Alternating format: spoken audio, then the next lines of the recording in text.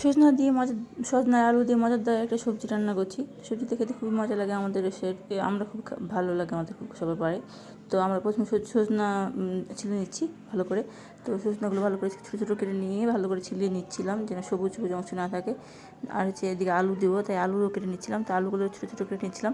তারপরে একটা প্যানের মধ্যে আমি পেঁয়াজ রসুন দিয়ে দিলাম কিছুটা। তারপরে একটু তেল দিয়ে ভেজে নেবো ভালো করে। ভালো করে একটু হালকা ভেজে নিলাম, বেশি যেন না ভালো না হয়। তো একটু তেল কমে গেছিলো, তো তেল দিয়ে দিলাম। তো এরপর আমি ভালো করে আবার একটু ভেজে নিচ্ছিলাম তেলের মধ্যে। রসুন আর পেঁয়াজটা বাদামি ফ্রাই করছিলাম। তো এক পর্যায়ে আমি তখন এবার লবণ দিয়ে দিলাম পরিমাণ মতো, হাফ চামচ হলুদ দিয়ে দিলাম, আর মরিচের গুঁড়া দিয়ে দিলাম হাফ চামচ মতো, আর জিরা গুঁড়া ধনিয়া গুঁড়া এইসব দিয়ে দিলাম পরিমাণ মতো। তো আদা দিয়ে দিলাম, আর রসুন দিয়েছিলাম, তো জন্য রসুন বাটা দিয়ে আর পানি দিয়ে একটু কষিয়ে নিচ্ছি মশলাটাকে। তো মশলাটা একটু কষানো হয়ে গেলে মধ্যে দিয়ে দিলাম সজনা আর আলুগুলো দিয়ে দিলাম। দুটোই সিদ্ধ হতে সময় লাগবে একটু, তো একসাথে দিলাম, দুটো একসাথে সময় হবে এই জন্য।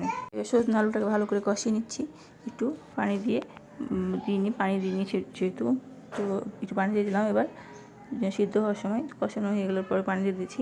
তো একটু হালকা সিদ্ধ হওয়ার জন্য ঢেকে দেবো, সিদ্ধ হওয়ার জন্য অপেক্ষা করবো।